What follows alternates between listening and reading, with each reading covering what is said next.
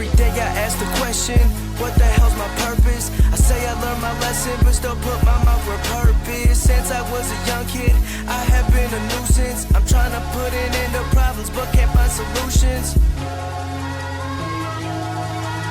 Can't find them, man.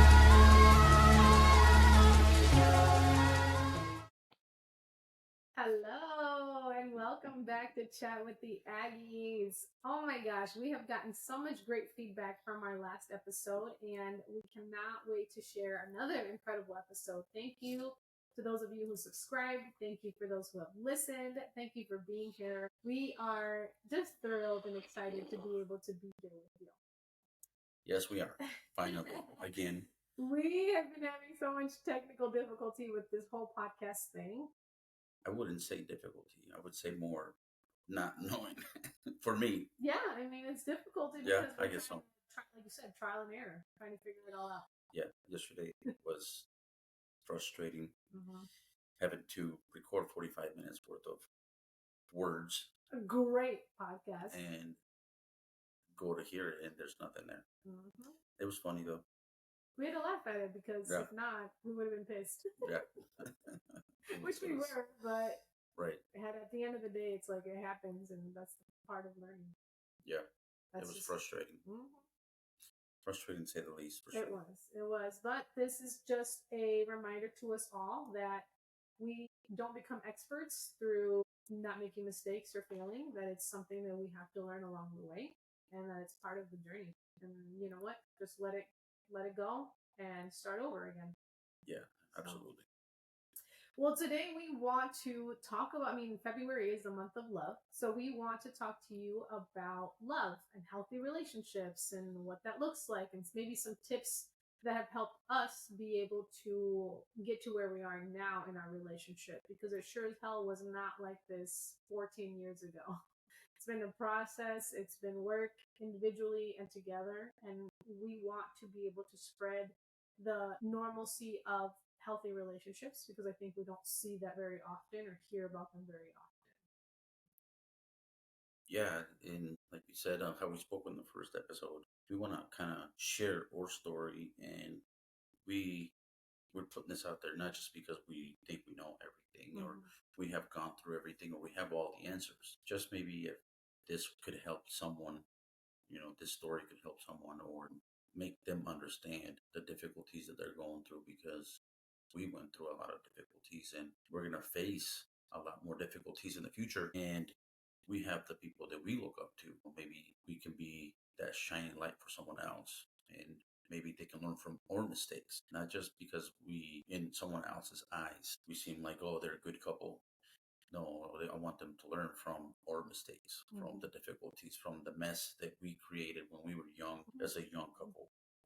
That's where you learn, where the mess happens. Exactly. Not when everything's happy, everything's perfect. That's not when you're enjoying it. You're enjoying the mess that you made years ago.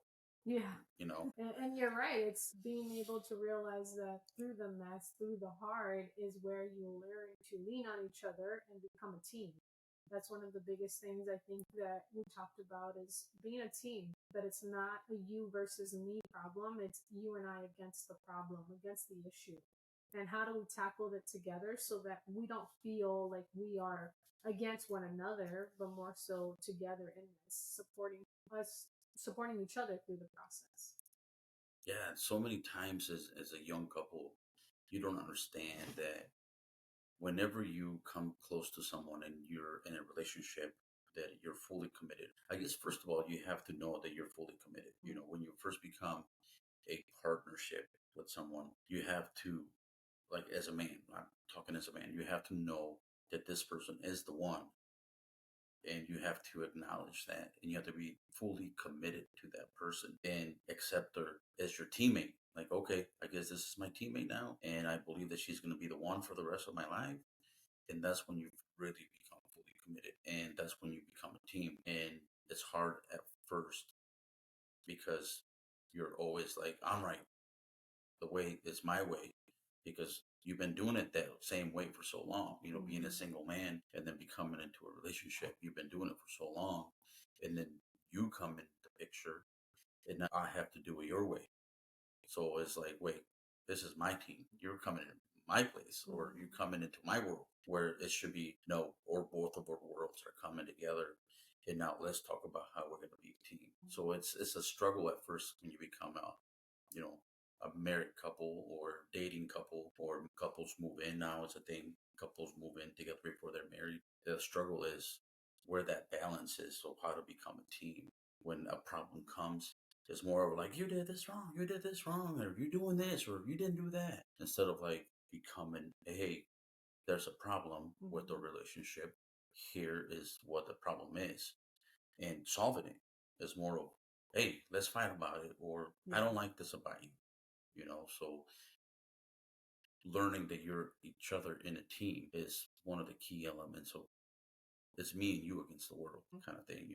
And it's letting go of that pride and ego, you That's know. sometimes me and you in a relationship, we have let our pride and ego go too late, though, Mm. after so many words have been said, or not the right words have been said during an argument, and you didn't let your pride and ego go at the right time. You let your pride and ego go after you said all those mean things, after you brought up things from months ago or weeks ago or days ago, and you just spit it all out there. And then the next morning or 2 days later, you're finally like, okay, I think I went overboard, need to put my ego away.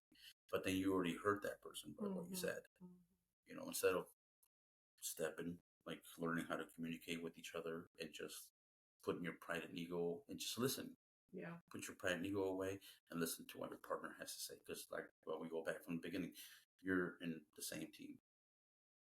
Let's win the battle. Yeah.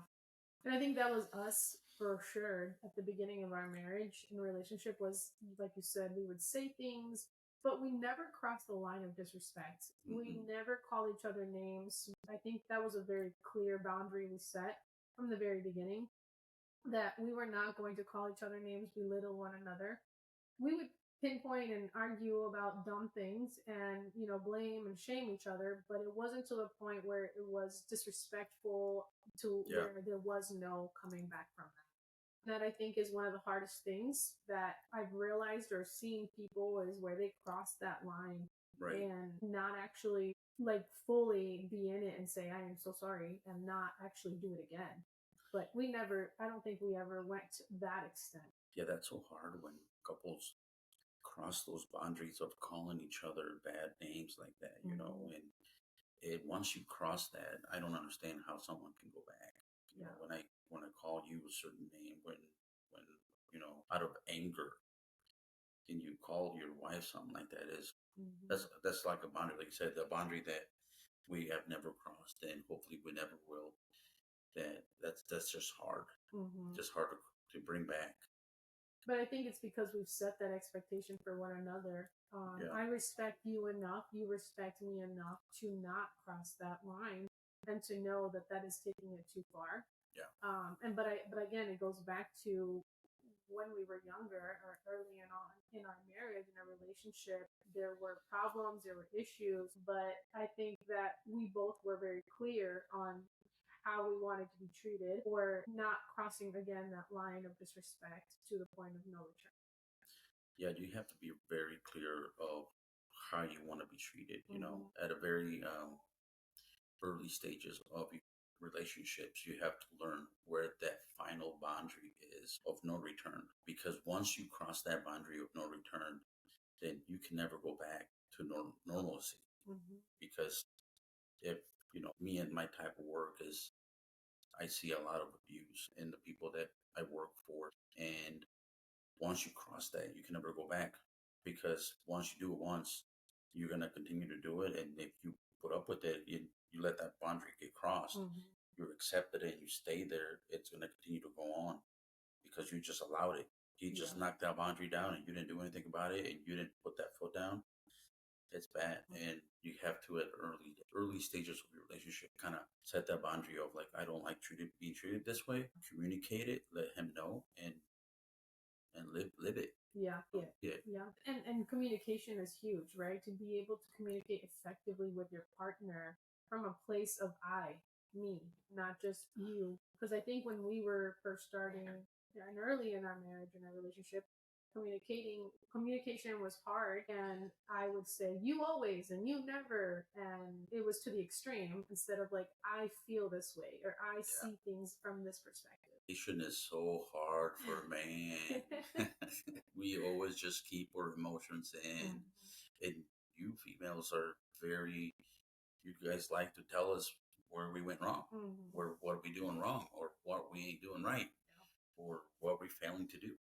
And it's not a bad thing if your significant other is telling you that you're not performing where you should be just because she loves you.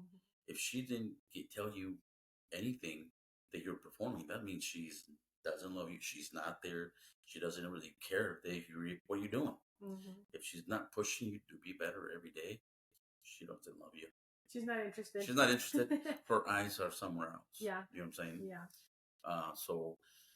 But for men, it's very hard to communicate, and you know it. I still have trouble communicating. I have to remind myself to tell you, because communicating is big, and we've had troubles communicating at early stages of a relationship, but we have worked on it for several years now, and I think that we're kind of honed into when when I'm down, you know it. You communicate in a certain way, and you know how to tell me things because we've talked about it. We have actually sat down and talked about this is how I want you to approach me because so many times, like you said, you would tell me like, hey, you have never done this, you never do this, and you always do this, and I feel attacked. I would feel attacked when you would say things like that, but we've had conversations about how you should approach me so I don't feel attacked.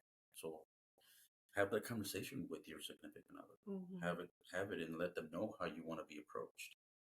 And communication has really helped us, for me, to see there's other things on your mind, that it's not me who pissed you off, or it's not me and I'm not taking it personal, as to why you're maybe zoned out or you're off or you're not in the best mood. It's allowed me to take a step back and realize, like, okay, it's not me, it's the day he's had. It's you telling me, hey, I'm stressed out or I'm overwhelmed or I had a really long day. Just realizing that it's not me. And then I'm in my head making up a story or finding ways to either feel offended or, start an argument because I think that I'm the problem. And in reality, it's you just had a hard week, or you are going through something, or you are struggling with whatever. And it allows me to know, okay, so he's communicating that he had a hard day, he had a hard week. It's not me. I need to give him his space. I need to support him. How can I best help and not take it personal to where I feel like I need to start eating, or I need to hide, or I need to avoid, or, things like that. It just helps me see you more for who you are. Right. It's like if like we both can't be in sync all the time as partners, like we're teammates. So we both can't always bring the same energy. Sometimes I'm 80, sometimes you're 80, sometimes we're 50-50. So if I come home from work one day and I had the worst day of my life, but you went to work and came back and you had the best day of your life, and you come home from work and you had the best day and you're ready to tell me and you're happy and you're energetic, you're at 100, and I come home and I'm at 10 because I had the worst day. And you were sitting here like, yeah, what's up? Like this is what happened to me, and you expect me to be at your level, but I'm not. Yeah. Because I just had the worst day. Yeah. And if I don't communicate with you like what's going in my mind, and you expect me to have the same energy, you're gonna be mad. You're like, what the heck? Aren't you happy for what I just told you? Like, what's wrong with you? Why are you being like this? Aren't you happy? Like, your brain's gonna keep moving. Like, why isn't he happy about this? So I have to communicate with you why I am the way I am. Yeah. What happened to me? Why am I not reacting in happiness? I have to explain it to you. I can't just hide it, which a lot of times I would. And a lot of times I feel like I kind of have to, because I don't like to bring, not like I have to not tell you, but the men stigma. But the men stigma, or like men, dads that are worth anything, like to put the world problems on their shoulder and carry them for the family, because they don't want to, have the family feel the burden that they should carry. Yeah. So, and we should break that. We should, we're a team. Like I said, we're both a team.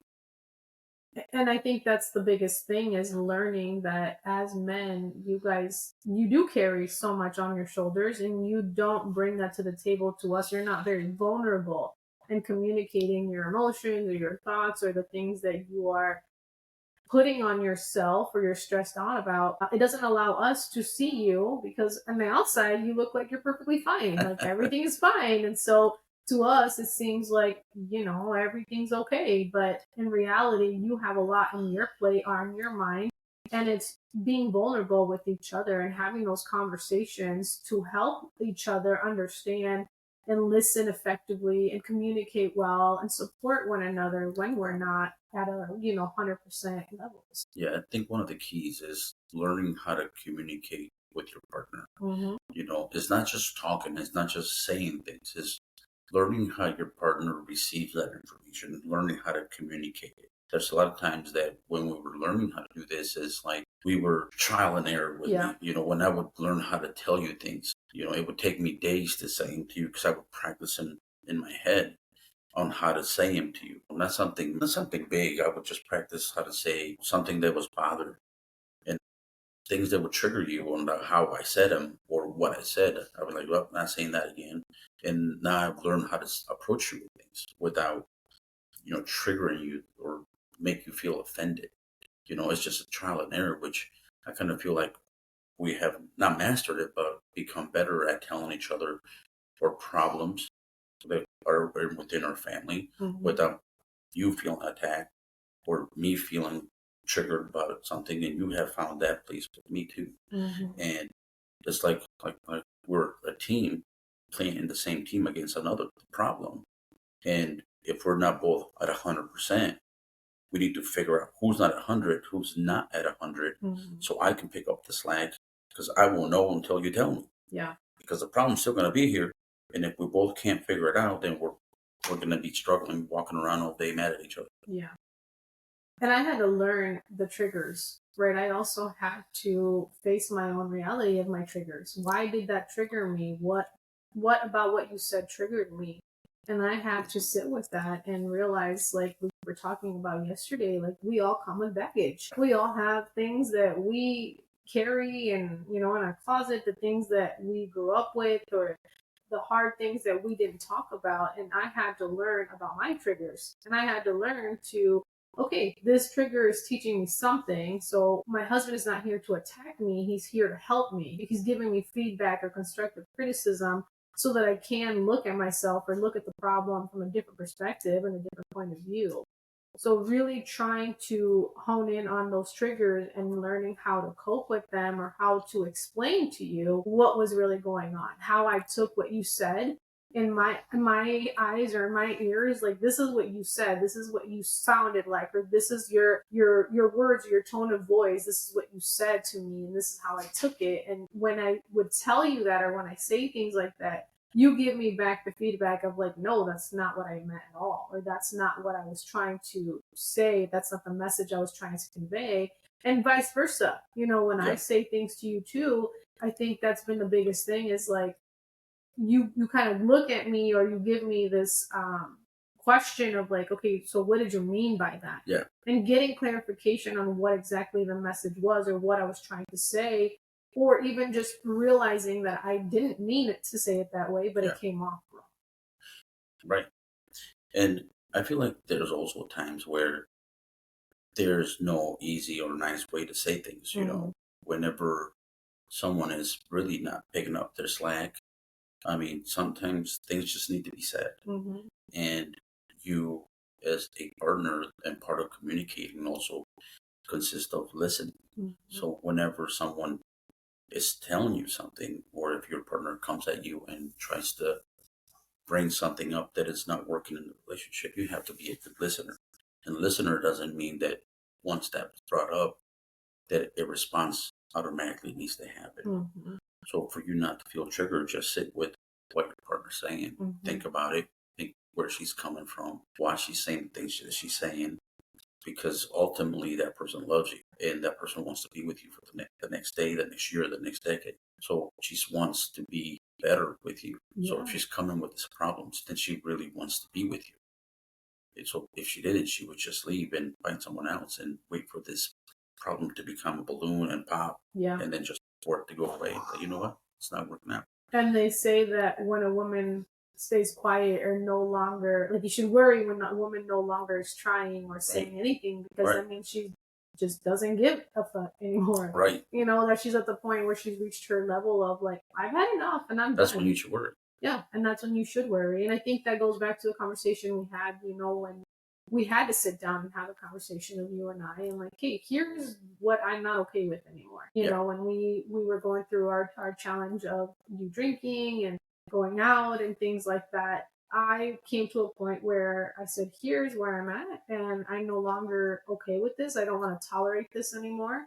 And we had to have a conversation and sit down and truly look at what was going on.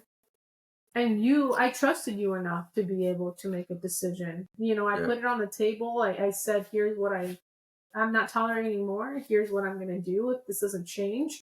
But I had to set that standard, or I had to set that conversation in real honesty of what was going on, because I saw myself at the point where I was like, I'm not sure that I'm caring enough anymore if things don't change.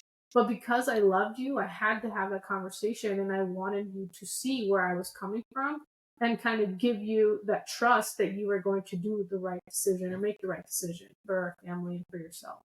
Yeah. And like how we just talked about, setting your boundaries and communicating, and you actually caring for a relationship. And you did that for our family whenever we were young. We were young, a young couple, and struggling through, the abuse of alcohol with me, and choosing that instead of my family at times that you weren't happy with it. And you brought it to my attention several times. And after so many times of saying I'm sorry, you were fed up with it, and that's when my actions didn't match, my words didn't match my actions. And you brought that up, and you told me as a teammate, like, listen, you set me down, not by attacking me, but Right. by making me acknowledge my faults. And at first, you would come at me in an angry manner. And I think that didn't sink in. That was more of like, you're nagging. I work hard. I have a career. I don't know. I deserve this. Yeah. And when you finally came to me as a teammate and said, this is not going to work. This is not what I want for my family. This is not who you are. And this is my boundary. And you said it.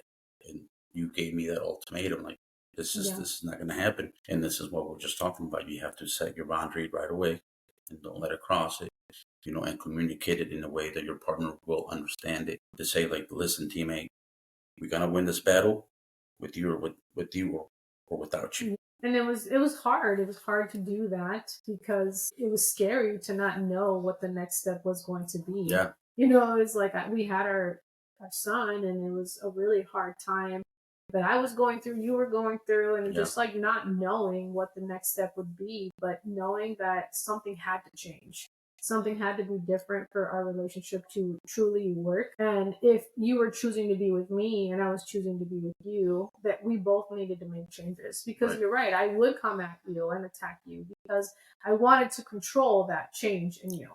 And it wasn't until I actually had to learn to surrender and let go of trying to change you or trying to control what you were doing that I had to have a conversation and sit down and be like, look, this is what's going on. Here's what is happening. I know you can do better than this, et cetera, et cetera. Yeah. But it wasn't until I learned that I'm not going to change you. You're not going to change if you don't want to.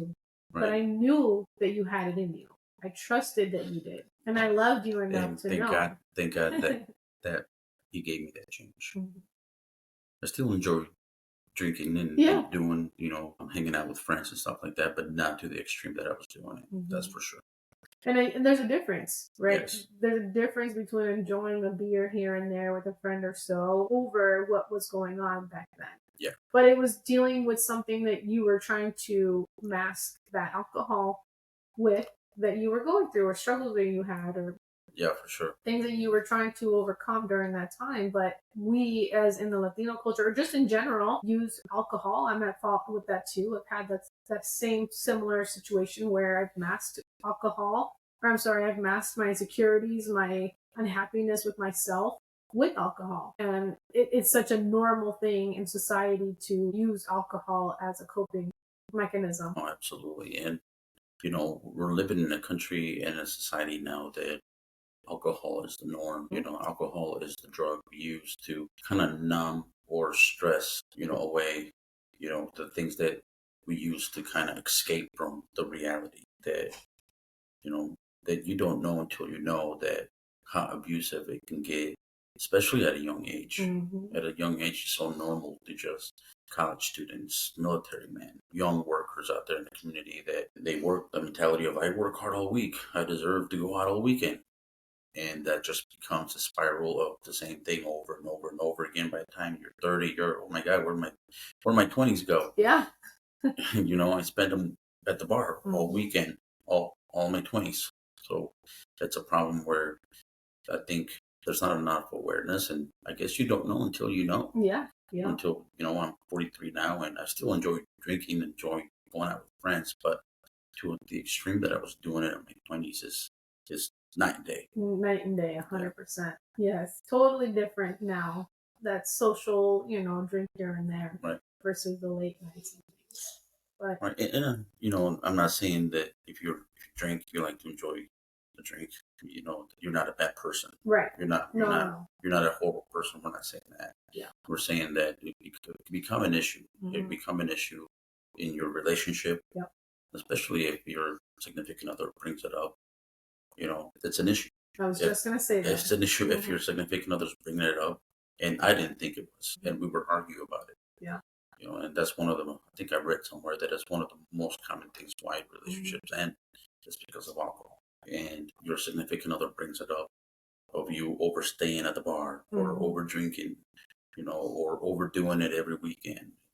Then if something's being brought up, then it's an issue, Exactly. and you got to stop being selfish. If that Mhm. person is the one that you feel it's the one, and you're gonna make the full commitment, then you need to stop being selfish. Mhm. And that's where the work is being done. If you truly want to be with this person, if you really want to live a much healthier, happier relationship, love, marriage, your love for that person, but your love for yourself too has to be strong enough to say, I don't want to be this way anymore. Yep. I don't want to do this anymore. This isn't who I am. So I'm not living to my potential, and be willing to make those changes for yourself, especially if you have a family. Be willing to make those changes, and know that it's going to be worth it in the end.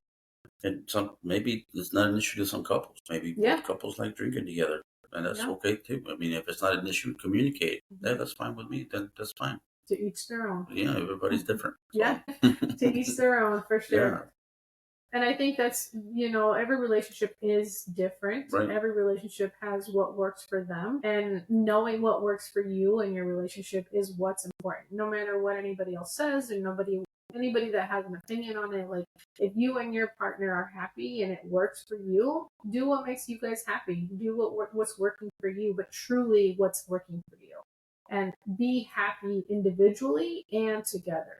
That's one of the things too that I think is important, is that we have to remember that we have to be happy individually and together, because I remember relying on you a lot on my happiness. I remember putting a lot of pressure for you to make me happy when I was unhappy, but I had to learn to be individually happy as a person so I could have a good, healthy relationship with you. You would rely on me for your happiness, for me to make you happy. And I would rely on outside sources to make me happy. Mhm. You know, and then at the beginning we weren't concentrating on each other to make each other happy, I feel like. Exactly. You know? Yeah. And it was not good at first. Mhm. And we weren't concentrated on the correct things. Yeah. Until we did. Mhm. Until we started concentrating on the right things. Yeah. And I feel like how you said, make yourself happy first. If you got to find your happiness, you got to really sink down and think, like, is this person the person that I see myself with? And if she was not in my picture, if she was not in my life every day, would I be happy? Would I be happier if she wasn't in my picture? Happier, yeah. You know, and if you can't answer those questions, I mean, I know in my heart that if you're here every day, I would not know what to do with myself. Seriously, I would not know what to do. So that answers my question every time there's a decision to be made. When there's a decision to be made of any outside energy that needs to be put. If I need to put energy in going out with friends, if I need to put energy on making a decision on buying anything, you know, it's not like I can't make my own decision, but I want to include you because you're going to be there tomorrow and I want to be there with you. So do I choose going out? Yeah, I want to go out for sure. But let me check with my wife. I know it's like, oh, I got to check with his wife. Yeah, she's my wife. Yeah, exactly. Yeah. You know? And it's the same thing with me. I do the same thing. I'm like, well, let me double check and make sure everything's good, or that I just inform my husband. And it's out of respect. Yeah. You know, it's not because my husband owns me or you're whipped or anything like that people really like to name that. Yeah. But it's not. It's respect. Guys give each other crap about that, but every guy listening to this knows they go home and the wife runs the house. I'll say it. It's respect, right? It's out of respect. Right. It's out of consideration. And I think another thing I've learned throughout this journey is like making time for each other and knowing that you and I matter in our relationship. What your opinion matters to me. What you feel, what you think matters to me, because you've also given that same feedback or that same energy to me. You've always made me feel safe. You've made me feel secure. You validated when I felt a certain way. Even if you didn't understand it, you would help me just feel safe and secure to be open with you about conversations. And making time for each other has truly, I think, in our relationship has helped us over time. After having, you know, the kids, it was hard not to make that time, or it was hard to make that time for each other. But I think we've learned that if you're happy, I'm happy, like our home is happy. Right. And that's one thing that I really do recommend, or that I encourage, you know, those of you listening, is that make sure your partner is happy, that you're happy. Yeah.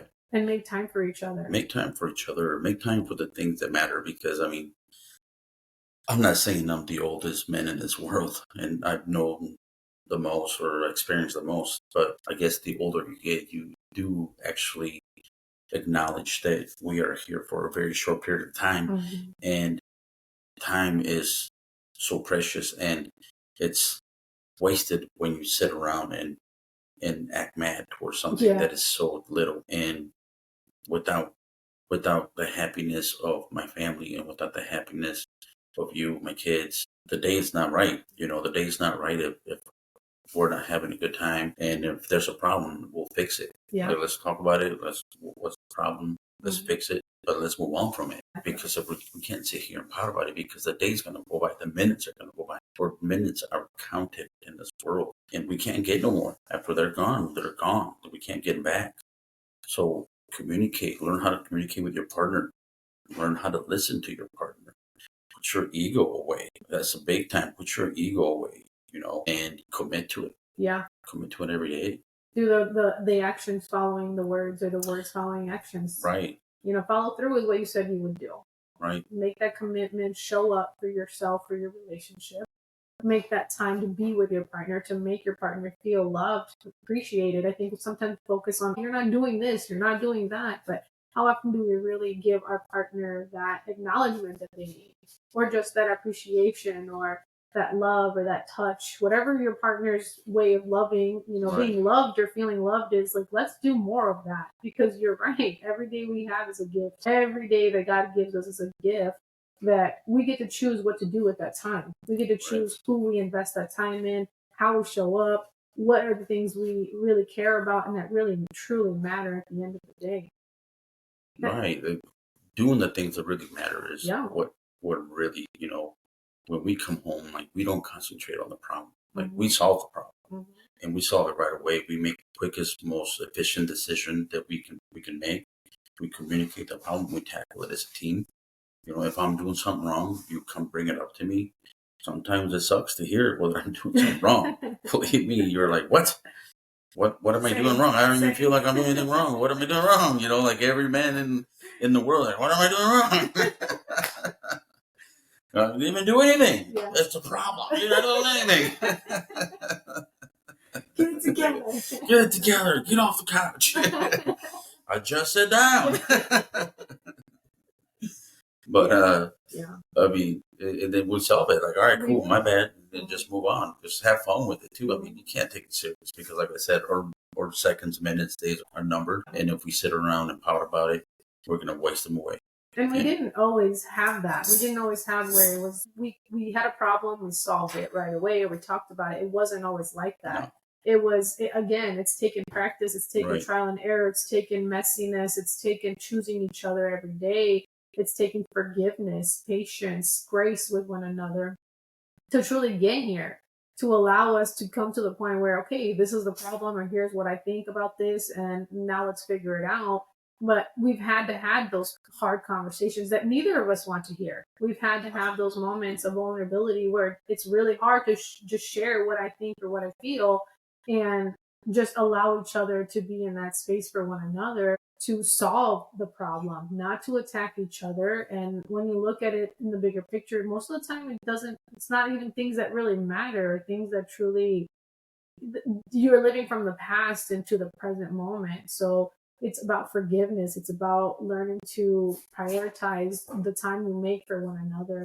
Truly enjoy being in each other's presence because you chose this person as your partner. You chose this person as the father of your children, or the person that you're wanting to share your life with. I mean, that's huge, to be spending 10, 15 plus years of your life or however long with this person and not be happy with them. That's misery, and that's not healthy. It's not healthy for you or your partner. Like, choose to be happy with each other and truly make that time to be with each other, know each other, lean on each other. And I think a lot of what I've heard or learned from relationships that have been together for a long time is that they learned a little bit later in their relationship that they mattered, that their kids were going to grow up, and their kids grew up and did their own thing. And then, like we talked about, who are you? Like, I don't even know who I'm living with. I'm here just for the kids, or I'm here to help, to just make sure we keep the family together. But it's, how do you raise your children in a home where you also love your partner and you're with them and you want to be? Yeah, that's a lot. That's scary. I don't know. I feel like, for me, in my opinion, like, stay in a relationship that is an unhappy relationship. It's unhappy for a reason. There's something going on that it's very unhappy, either unhealthy, abusive, no love there. I have no relationship, but there's seriously no love, but they're sticking around for the kids. Why? I think the scarier part, in my opinion, is knowing that I've decided to get stuck here, and every day I have to wake up to this unhappiness where I can easily detach myself from this person, where the only attachment I have is an emotion. That's it. Where if I just walk away, that emotion will, with time, it will go away. My kids will always be there. My kids will always love me. It's not even love that you feel to this person. You know what I'm saying? It's just comfort. You're comfortable with this person. It's normalized as a thing where you stick together because divorce isn't a thing for you, or you don't want to look bad. What are people going to think or say about you? Your kids are going to suffer. Like, all of these different things that I think a lot of people have created in their mind over choosing their happiness, or over working on their relationship of what needs to be worked on. I mean, we're speaking on something that we have no knowledge or experience on. No. You know what I'm saying? But the way we see it, the way we see being with someone, that's not something that we would do, not something that we would do. I think it's more of like giving people permission, in my opinion, of like, if this is you're unhappy, you're not in your relationship because you truly want to be, this is your permission slip to say, I need to change my life, or Yeah. why am I doing this if this is the reality of it, and being honest with ourselves, and that's what I think sometimes people need, is that permission, or that okay to say, if it's not working, it's not worth it. If you're not happy, if your partner isn't putting their part in this as well, then you don't have to stick around. You don't have to keep trying to save something that isn't clearly happy or isn't going anywhere. I guess that's an episode on psychology behind all that, of why people stay in unhappy relationships, because that's just a mind-boggling thing for me. I don't even know how to speak on. Yeah, but more importantly, make yourself happy. Like, find your happiness and be in a relationship where someone who is going to give you the same energy, the same time in return, the same respect, the same value in return. Be with that person. If you see them trying, if you see them doing their part, and you need to pick up your part, or you kind of needed this reminder to look at your partner from a different perspective, I think that's huge, because sometimes we forget, like I said, to acknowledge the good things that they are doing, or the good things that you guys do every day, and or not minimize, the small things, or not overlook things that need to be changed and maybe aren't being talked about. So more than anything, be happy in your relationship, be happy with each other. Make the time to be with one another. Make the time to acknowledge your partner, even if it's small gestures. It doesn't even have to be big things. I think that's how we try to keep our relationship alive, is small gestures. I think that was one of the big problems when we first started dating or started being married, is I felt that whenever I would take you out, it needed to be an extravagant thing every time. Every time I would take you out, it needed to be planned. It needed to be perfect. It needed to be this awesome thing that we needed to do. But now that we're 14 years in, it's more like, we don't have the kids. It's noon on Friday. Let's go have lunch. Yeah. And you're like, where? It's like, I don't care. Let's just get the hell out of the house, And it's just me and you go and have lunch, and that's where we really get to know each other. Talk about what we're thinking, what we're going through, and what we got planned for the week, and how I messed up last week on something that I did wrong. You left the toilet paper on top and didn't put it in. Yeah, we do that a lot, sure. And it's small gestures again, even like you said, going to lunch, but you wake up on Saturday mornings and you make me a cup of coffee, or when you're home Friday mornings, like, you wake up and you make me my cup of coffee or my tea. To me, that's big, because you took the time to think about me, or you take the time to acknowledge, like, hey, I did this for you. And I appreciate that, and I take it as a way of, like, you showing me love. Or, hey, I put a load of dishes and laundry, et cetera, like, things that you have done, or things that you have said to me that remind me of, being with you is the reason. These are the reasons why I'm with you, because of who you are. Yeah. And that's I think one of the biggest things is acknowledging and reminding each other to make time to be with one another. And I know the listeners might think, like, oh, there's so many rules to be in a good relationship. And I don't think you should look at it as rules and like things I need to do. Good listener, stick with my actions and commitments. It's just, you need to have fun with it and know where do you need to be, and think about it as a team, always as a team, like together, and know that when your significant other comes at you with something, with a problem, with an improvement, think of it as an improvement. When you come with me with things, I get upset when you tell me, like, you left the toilet seat down, or whatever the heck it is that you come with me. I know that it needs to be down, but it's just like, come on, you can do better. Let's go, and it's not like you come at me every day, or it's not like an everyday thing. Yeah. But when you bring it up, it's to make me better. And when I bring things up to you, it's to make you better, to make us better as a team. Yeah. Because so when a real problem comes, when the big problem comes, because the big problem will come in a relationship, and we talk about this, and that just because we're not facing any turbulence right now, the turbulence will come. Who knows what that might be, and or foundation needs to be strong. Yeah. or else we're going to fall. Yep. So practice that right now when things are good, because when the times are bad, you'll know how strong your relationship is. Exactly. You know? Yep. And you lean on each other when things do get rocky.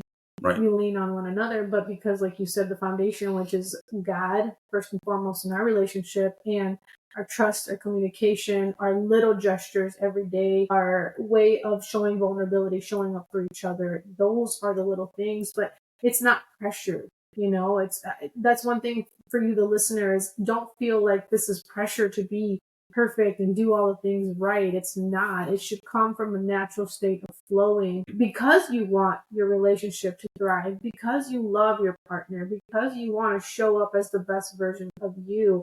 It should come from excitement. It should come from a place of ease, of joy and happiness. I'm not saying all the time, you know, yes, you're going to get frustrated. You're going to have moments where things are going to get hard, but it's always looking at it as like, I do this because I care, because I love, because I want a relationship to be healthy, to be strong, to break generational cycles from what maybe you grew up or living or doing, and letting yourself change the trajectory of what you've always seen or known for your kids, for your family to have a healthy love or a healthy relationship, and an example for that. Right.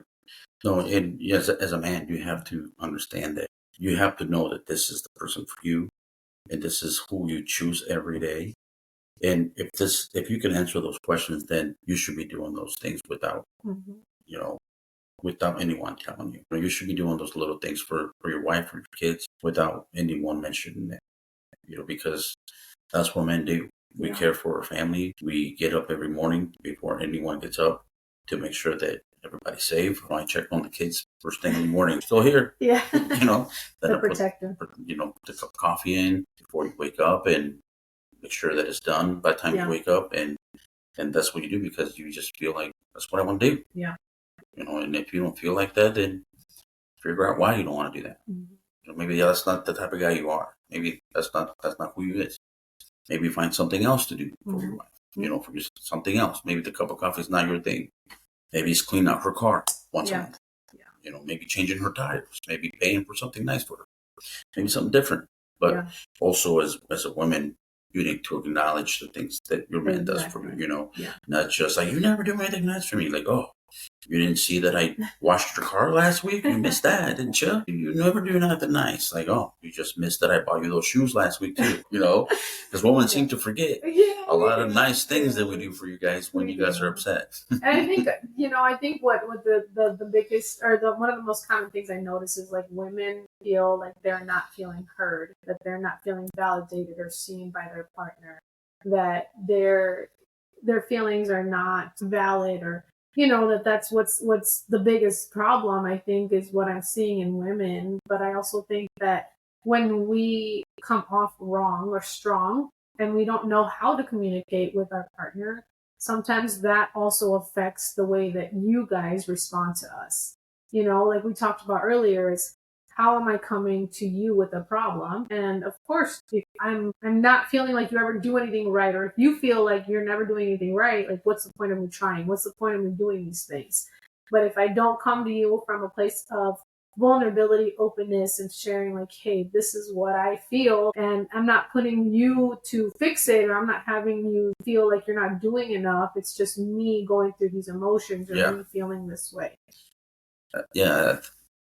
When you were just saying, it kind of hit me a couple things. Like, you guys, females, come with men with emotional problems a lot of the times. You know, like how you talked about, you come to a man and saying like, you never do anything nice for me.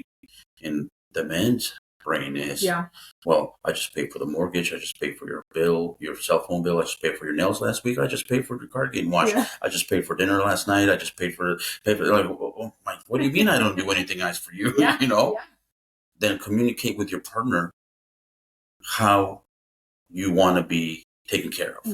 You know, tell him like, yeah, that's nice, but I want you to hold my hand when we walk into a restaurant. Maybe you don't do that. Maybe cuddle me more. I don't know. Communicate with your partner how you want to be taken care of. Exactly. You know, because he might not know. He might think like, shoot, what else do you want me to do? And then he might not know. Then tell him how you want him to take care of you. And I know before, and I know that this is something that, again, very common, is that sometimes we as women say, well, he should already know. I shouldn't have to tell him. He should already know. You don't read minds. And that's exactly the problem, is that we expect that from you guys, when in reality, we need to tell you what we need. We need to express what we want. Well, now after 14 years of marriage, I think I know the things that you want from me, the things that how you expect me to live our life every day. I think we're talking about it when someone is at a young age of a relationship where they're starting to get to know each other, and it's been a couple years and they still kind of struggling to know each other. It's like, tell him what he wants, Tell him how you want to be treated. Tell him how you want to be pampered, instead of him buying you everything you want. Tell him you want something else instead. Because I think when we first started dating, I think that was a problem with it, because I felt like I said, you needed to be extravagant every time. You needed to be the nicest purses, the nicest this, the nicest car, the nicest that, where you were kind of wanting something else from me. Yeah. You wanted happiness in a different way. Yeah. And this could not just be for like a young couple starting. It could be couples who have been together for a long time and have lost that spark, and they don't know how to start back up. They don't know. Or they never found it. Yeah. Or they're just together for comfort. And this is a way for you to kind of let the wheels start spinning and realizing, like, what do I need to change? What things need to be different in my relationship? How can I pay more attention, or how can I be more appreciative of my partner and show them that I'm here, that I care, that I am loving in different ways than just the providing, the safety, the financial, the things, like, what else can we do to make our relationship better, so that it sparks that, ignition again of like wanting to be together with your partner. So make that time. Know that what matters the most is that you have each other's back, that you communicate, that you trust each other, that you are happy individually, and that your person makes you happier, that you are both in a place from, like Victor said, a team. It's not you against me, it's a team effort. And the only thing that we want for you guys to get out of this is hopefully some kind of comfort or affirmation that it's hard. It's not an easy thing to do, to navigate it. And we're not perfect, and by no means do we know what we're doing every day, but we are trying, and we've come a long way from where we first started. Yeah, ladies, tell your man what you want. Don't expect them to know, because they'll forget tomorrow. They will. They'll forget tomorrow, so tell them. And it'll take a couple years for them to learn everything that you want them to know. And vice versa. Yeah. Man, tell you, woman, how you want to be left alone at times. Yes. Like Jess said, it took years for me to learn how to communicate with her that I love going golfing every Friday during the summertime. So I'm left alone every Friday, and she knows it. She knows Fridays are for golf. She's giving me that opportunity because she knows that's my escape. And it took years for me to learn how to communicate that with her. And she knows that I come home after that, and I am relaxed. I am more me, and she's allowed me to do that. And I allow her to do her things because we have communicated with each other. If we don't tell each other where our happiness is, then we'll never know. Exactly. We'll just fight about it and say, why are you going golfing again? Yep. Although I do say that, and then I'm like, wait, you have to go do this thing. Yes, that's part of the be happy individually and come together and be happy with each other. For sure. You have to be your own person and come together as a couple to bring that happiness to each other and bring that peace more than anything. Right. Be each other's peace, be each other's strength, and lean on each other. When the good, the bad, the ugly, like, always remember that He is the pillar of your life in your marriage, and lean on each other. Give each other that space, that time, give each other that love, that attention that you both deserve. For sure. So, well, thank you so much. Thank you for being so vulnerable with us, Papito. I love you. Thank you for sharing some. Hopefully, I didn't bore anyone. Nope. Your voice is very soothing. What? Thank you everyone for listening. We hope this was helpful and that you gained something from this. So go out and love yourself, go out and love your partner, show them all of the things that you maybe haven't done in a while, and be that version of yourself that you can be, because God made you to be incredible and for greatness.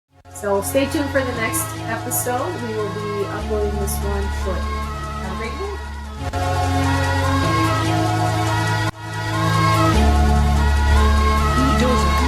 Every day I ask the question, what the